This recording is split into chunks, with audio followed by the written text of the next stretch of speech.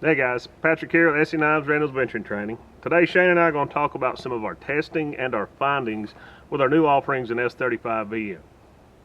Before we get into that, I'm sure you've seen the title, so Patrick, why don't you just go ahead and tell us what you did? I broke it. What has been our #1 customer request for us? People have been asking for us to do some models in S35VN. Or at least some kind of premium steel. Yeah.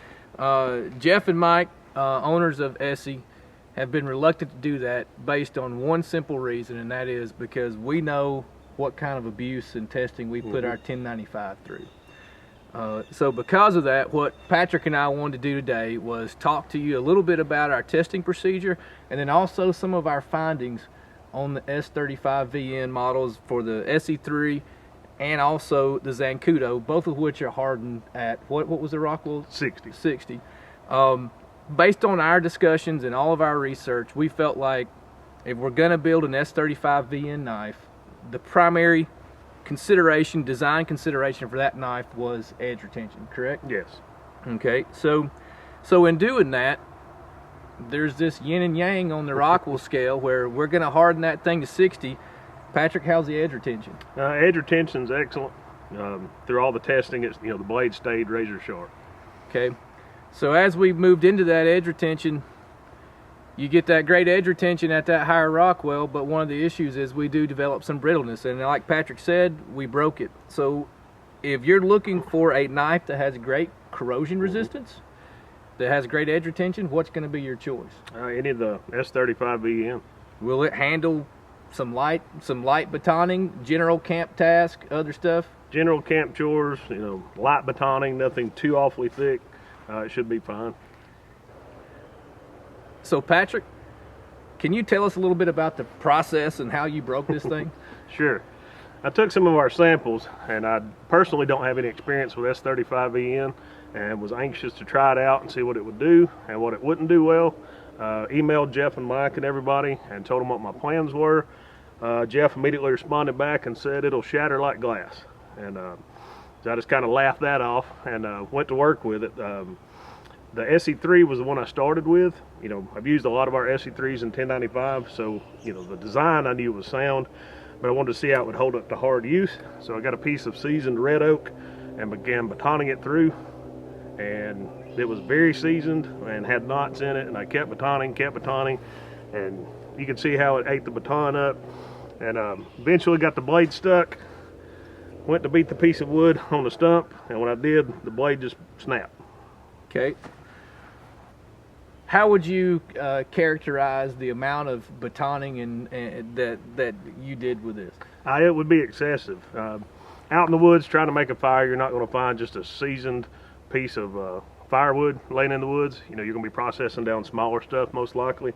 And but I wanted to see how it would do, and so I ate a lot of batoning, with it.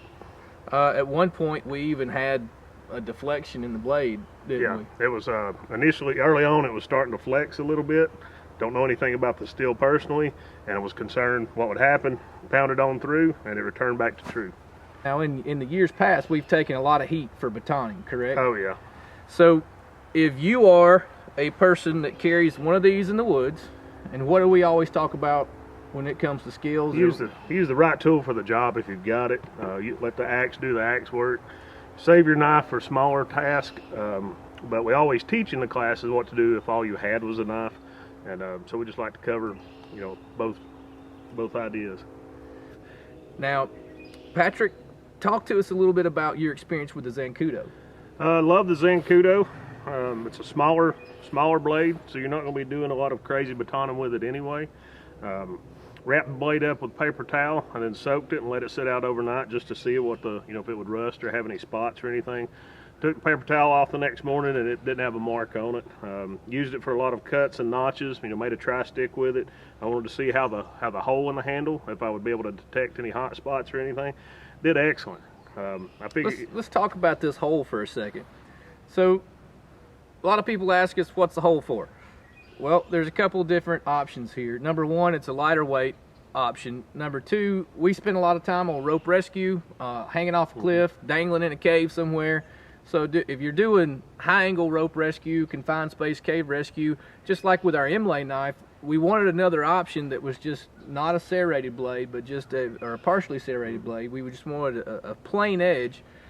But when that knife is attached securely in the sheath, that's not an issue. But whenever the knife comes out, what kind of hazard does it become then? If you're using the knife and it's in your hand, and there's a chance that if it slipped out of your hand, it's gone forever, that makes a great attachment point. You know, it's big enough to clip a carabiner into, or you could use, you know, some type of bungee cord, dummy cord, something like that. So if you did lose your grip and drop it, it's not gone. You're still going to have it. And oftentimes there may be victims, there may be other rescuers down below you, and it's generally frowned upon in the rescue industry to drop your knife on the people down below you. Definitely. So to wrap up real quick, I just want to hit a few high points, and then we'll close this out.